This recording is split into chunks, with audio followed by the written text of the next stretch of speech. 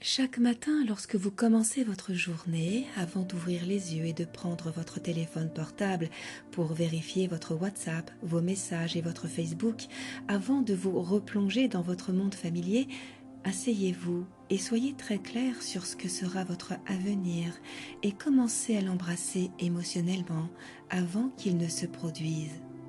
Si vous le faites correctement, vous entrez dans un nouvel état d'esprit. La première chose que je conseille aux gens de faire, c'est de décider ce qu'ils veulent devenir. C'est la première étape. Décidez à quoi pourrait ressembler votre avenir. Définissez clairement cette vision. Écrivez les détails de ce que vous voulez dans votre vie, qu'il s'agisse de votre famille, de votre carrière ou d'une relation. Quelle qu'elle soit, définissez clairement la vision que vous avez de vous-même dans l'avenir. Puis, notez les émotions que vous ressentirez lorsque cela se produira. Serez-vous joyeux, enthousiaste, plein d'énergie ?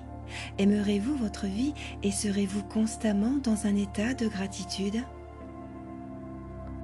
Vous avez maintenant une intention claire et une émotion élevée, et chaque matin, lorsque vous commencerez votre journée, avant d'ouvrir les yeux et de prendre votre téléphone portable, de vérifier votre WhatsApp, vos messages, votre Facebook, Twitter, Instagram, LinkedIn et vos courriels, avant de vous lever, retournez dans votre monde familier.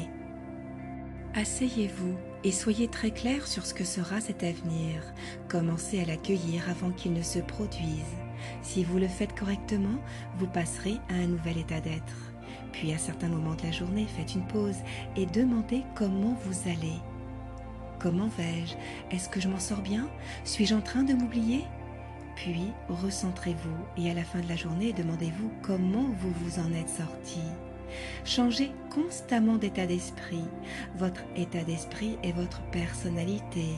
Votre personnalité crée votre réalité personnelle et lorsque vous commencez à voir ces changements dans votre vie, c'est l'énergie et l'excitation de la surprise qui créent l'événement. Cela va vous inspirer à en créer de nouveau et je pense que c'est ainsi que nous passons du statut de victime à celui de créateur de nos vies. Le cerveau de la plupart des gens est organisé de manière à refléter tout ce qu'ils savent de leur vie. Le cerveau est un enregistrement du passé. La plupart des gens pensent au passé et les sentiments, les émotions sont le produit final d'expériences passées. Si vous ressentez la même chose tous les jours, cela signifie qu'il ne se passe rien de nouveau dans votre vie et si ce sont ces sentiments qui guident vos pensées, alors vous pensez au passé. Or, la biologie de la plupart des gens vit dans le passé. Ainsi, lorsque vous commencez à combiner une intention claire avec une émotion élevée, une personne peut commencer à faire passer sa biologie d'une vie dans le passé à une vie dans le futur.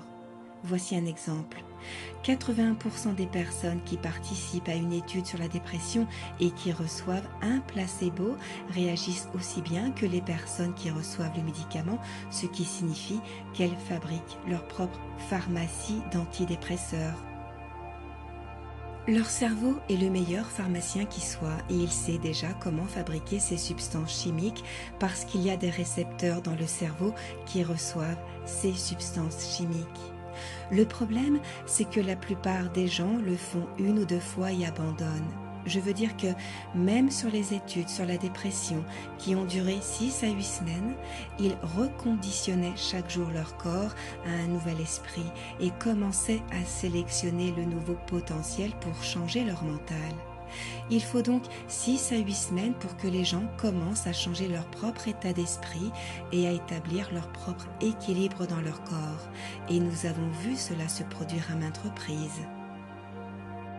La plupart des gens ne savent pas qu'ils se sentent coupables, qu'ils se sentent indignes, qu'ils se sentent déprimés ou victimes parce que 95% de ce que nous sommes à l'âge de 35 ans est un ensemble de souvenirs, de comportements, de réactions émotionnelles, de croyances et de perceptions qui fonctionnent pratiquement en pilote automatique. C'est le cas de 95% de la plupart des gens. Ces 5% travaillent donc contre 95% de ce qu'ils ont mémorisé inconsciemment. La première étape consiste donc à prendre conscience de vos pensées inconscientes, de vos comportements automatiques, puis de remarquer les émotions que vous ressentez chaque jour et d'y prêter attention. Lorsque vous commencez à observer ces états d'esprit dans votre corps, cela signifie que vous n'êtes plus le programme. Vous êtes maintenant la conscience qui observe le programme et vous commencez à objectiver votre moi subjectif. Vous commencez à vous extraire de votre biologie. La prise de conscience est donc la première étape. Une fois qu'ils ont pris conscience qu'ils vivent certaines émotions, la plupart des gens se posent la question suivante. Quelles sont ces émotions ? En général, ces émotions sont liées à une expérience passée. Par exemple, je suis comme ça parce que j'ai été licenciée il y a 10 ans. Je suis comme ça parce que mon mari m'a laissé avec 3 enfants. Je suis comme ça parce que j'ai eu un grave accident il y a 15 ans. Je suis comme ça parce que cet événement m'est arrivé. D'un point de vue biologique, cela signifie que cette personne a réagi à une expérience. Dès que vous ressentez un changement dans votre chimie interne sur le plan émotionnel et que vous vous sentez chamboulé, vous prêtez attention à ce qui se passe dans votre environnement extérieur. Le cerveau prend une image et c'est ce que l'on appelle un souvenir. Nous commençons alors à nous souvenir des raisons pour lesquelles nous sommes ce que nous sommes à cause du passé. Mais si vous vivez toujours avec cette émotion, c'est-à-dire 15 ans plus tard, du point de vue biologique, cela signifie que vous n'avez pas changé. Le point suivant concerne les émotions de survie. Les émotions dérivées des hormones du stress sont très addictives. La colère, la peur, la tristesse, le ressentiment, la compétition et la frustration créent une dépendance. Toutes ces émotions dérivées des hormones du stress donnent au cerveau et au corps une bouffée d'énergie. Si vous avez un ami ou un membre de votre famille qui souffre chaque jour de sa vie et que vous lui dites « Pourquoi ne t'arrêtes-tu pas là où tu es ? Tu es au milieu d'une expérience de colère. Tu ne peux pas l'arrêter et à un certain niveau, tu es dépendant parce que la dépendance est quelque chose que tu ne peux pas arrêter. » Alors, quand les gens commencent à comprendre « Oh mon Dieu, je suis dépendant de ma propre frustration, je suis accro à ma propre souffrance, je suis accro à ma propre culpabilité », tout d'un coup, ils commencent à prendre conscience de ce qu'ils font subir à leur cerveau et à leur corps. Montrez-leur comment ces mêmes substances chimiques régulent les gènes qui créent les maladies et faites-les sortir de ce cercle vicieux en pratiquant la méditation. C'est le moment. Tout d'un coup, ils commencent à être plus forts que leur biologie. Nous avons mesuré cela des milliers de fois chez des personnes et c'est incontestable. Je peux le dire, à partir de chaque cellule de mon être, une personne est à son meilleur lorsqu'elle va au-delà d'elle-même et c'est là l'essentiel. 70% du temps, les gens vivent sous l'influence des hormones du stress, qu'ils le sachent ou non. Ils anticipent toujours l'avenir en se basant sur le passé. Ils ont toujours leur attention fixée sur des objets, des personnes, des choses et des lieux dans le monde, car c'est là que se trouve le danger. Les produits chimiques sont en train de gonfler leur corps, donc leur attention se porte sur leur corps. Ils pensent donc, sur la base de leur propre existence, qu'ils sont leur corps, mais ce n'est pas le cas. Ils croient qu'ils sont leur identité liée aux relations avec les gens, les choses et les lieux dans leur vie, mais ce n'est pas le cas. Lorsque les gens commencent à vivre en pilote automatique, qu'ils se lèvent du lit de la même façon qu'ils se brossent les dents avec la même main, qu'ils font tous les jours les mêmes choses et qu'ils font cela depuis 20 ou 30 ans pour la plupart, alors leur corps est en pilote automatique. Ils sont dans un avenir prévisible basé sur ce qu'ils ont fait dans le passé. Ainsi, très peu de personnes sont dans le moment présent. Ils sont alors enfermés dans une ligne de temps linéaire où leur futur et leur passé semblent être exactement les mêmes. Donc non, peu de gens sont présents ou dans le moment présent. Et si vous n'êtes pas dans le moment présent, j'affirme que vous exécutez un certain type de programme, ce qui signifie que vous n'êtes pas présent. Le programme du corps est déjà dans le futur, dans le passé. Nous pouvons donc prédire ce moment en méditant. Sur un scanner cérébral, il arrive un moment où la personne oublie son corps. Elle est tellement impliquée dans son monde intérieur qu'il n'y a plus de vie. Elle oublie qu'elle est une identité. Elle prête attention aux personnes qu'elle connaît, aux endroits où elle va et aux choses qu'elle doit faire avec les objets qu'elle possède. Ils ne sont plus personne, ils ne sont plus rien, ils ne vont nulle part et oublient leur rendez-vous et leur passé. C'est à ce moment-là qu'ils deviennent une pure conscience, c'est à ce moment-là qu'ils commencent à se déconnecter de leur biologie. Pour répondre à cette question, je dirais que vous êtes une conscience qui manipule le corps cérébral pour produire différents niveaux d'esprit et ce n'est que lorsque vous êtes une conscience pure que vous pouvez commencer à changer votre corps. Ce n'est que lorsque vous êtes au-delà de votre corps que vous pouvez le guérir. Le corps peut guérir le corps. Vous devez dépasser votre corps pour le guérir afin de créer une nouvelle expérience dans votre vie. Vous devez dépasser les problèmes de votre vie pour créer un nouvel événement dans le futur. Vous devez dépasser le temps linéaire prévisible ainsi. Si vous voulez guérir votre corps par la seule pensée, si vous voulez créer une expérience dans votre vie par la seule pensée, si vous voulez créer un nouvel événement dans votre avenir par la seule pensée, alors vous devez devenir la seule pensée. Et c'est à ce moment-là que vous devenez une pure conscience où vous n'êtes personne, rien, nulle part, en un rien de temps. C'est le moment où vous n'êtes plus contraint par ces lois. C'est le moment où votre conscience est libre. Le sujet de la conscience humaine fusionne avec le champ quantique, la conscience universelle objective. Lorsqu'ils se rejoignent et que vous revenez à la conscience, vous en emportez une partie avec vous et vous vous rapprochez d'elle. Vous devenez plus volontaire avec une volonté étonnante. Vous devenez plus attentif avec un esprit infini. Vous devenez plus conscient avec une plus grande conscience. Vous devenez plus aimant. Vous êtes un amoureux de la vie. Il donne la vie. Sa nature devient votre nature. L'art consiste donc à enseigner aux gens comment y parvenir. Nous savons aujourd'hui qu'il existe certains moyens d'y parvenir plus rapidement. Tout d'abord, les gens doivent comprendre ce qu'est la cohérence et ce qu'est l'incohérence. Je pense que la plupart des humains ont mis l'accent sur la survie dès qu'ils commencent à s'agiter, à s'impatienter, à juger, à éprouver du ressentiment, de la frustration, de l'amertume, de la tristesse, de la culpabilité, ou quoi que ce soit d'autre.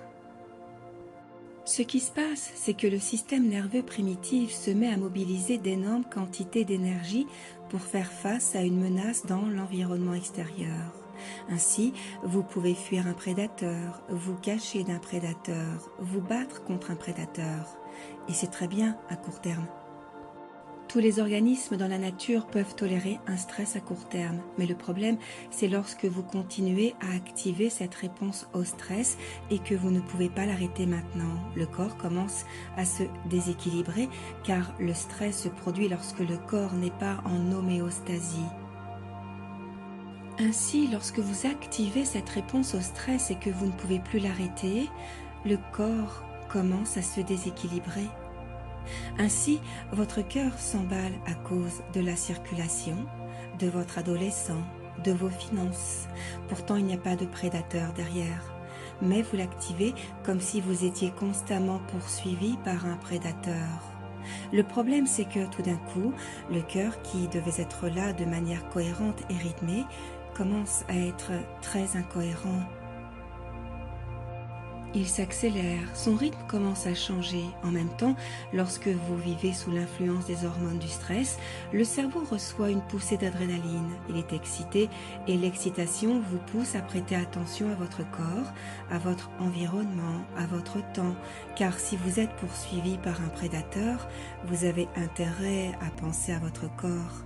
Vous avez intérêt à penser à l'endroit de votre environnement où vous allez courir. Et vous devez penser au temps dont vous disposez pour résoudre ce problème. Encore une fois, lorsque vous commencez à envoyer des substances chimiques dans votre cerveau et que vous détournez votre attention d'une personne, d'un problème, d'une chose, d'un lieu ou d'une expérience, chacune de ces choses crée des réseaux neurologiques dans votre cerveau. Lorsque vous commencez à déplacer votre attention, vous commencez à activer tous ces circuits et vous commencez à produire un cerveau incohérent. Lorsque votre cerveau est incohérent, vous êtes incohérent. Lorsque votre cœur est incohérent, vous ne vous sentez pas bien. Est-il donc possible d'enseigner aux gens comment créer plus de cohérence dans leur cœur et dans leur cerveau? Nous avons mesuré cela des milliers et des milliers de fois. Lorsque vous êtes stressé, vous vous concentrez sur la matière, sur les objets, sur les choses. Vous rétrécissez votre champ d'action parce que le danger est au coin de la rue et vous prêtez attention à une seule chose, ce qui est très bien à court terme. Mais si vous continuez à faire cela et à éveiller votre cerveau, vous le conduirez vers des états cérébraux plus élevés, ce que l'on appelle le bêta élevé. C'est comme si vous conduisiez votre voiture de sport en première vitesse sur l'autoroute. Ainsi, au lieu de se concentrer sur la matière, les objets et les choses et de rétrécir son champ d'action, si l'on enseigne aux gens comment ouvrir leur champ d'action et percevoir l'espace au lieu de la matière, de l'énergie et de l'information, lorsqu'on ouvre son champ d'action, on ne peut pas analyser ou penser, car les ondes cérébrales ont tendance à ralentir, et non seulement à ralentir, mais aussi à devenir très organisées et cohérentes en même temps. Le cœur commence à devenir cohérent et il commence à influencer le cerveau. Le cerveau commence à influencer le cœur et tout d'un coup, lorsque vous vivez dans le stress, vous puisez dans ce champ d'énergie invisible et vitale pour le transformer en chimie et vous privez le corps de son énergie vitale. Il n'y a donc plus de matière et moins d'énergie.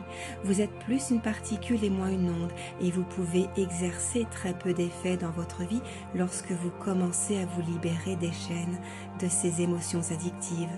Vous commencez à ouvrir votre cœur, le carburant autour de votre corps.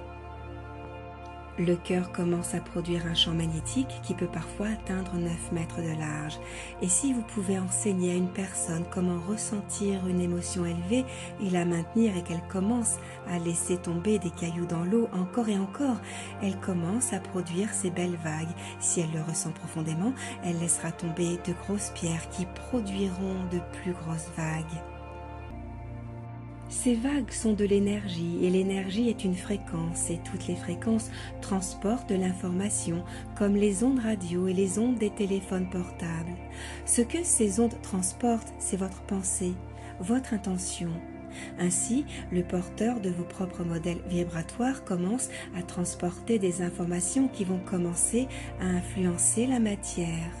Ainsi, si je suis assis à côté de vous et que vous êtes cohérent et que je suis cohérent, lorsque ces deux ondes se rencontrent, elles se rejoignent et créent une plus grande amplitude.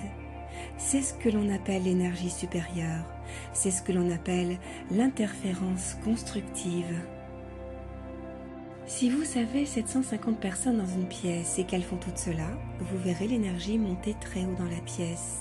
Et si vous commencez à faire bouger des horloges de grand-père à l'unisson et que 20 d'entre elles bougent ensemble et que l'une d'entre elles ne suit pas le rythme, celle qui n'est pas en rythme se joindra à l'autre et deviendra un train pour elle. Tôt ou tard, lorsqu'il y a suffisamment de personnes qui le font, tout le monde commence à s'entraîner. Et maintenant, il y a une mesure cohérente, très très palpable. Lorsque nous mesurons l'énergie dans la pièce est tout simplement extraordinaire. Il y a maintenant suffisamment d'énergie dans la pièce pour que le miraculeux et le surnaturel se produisent. Pour que le miraculeux et le surnaturel se produisent.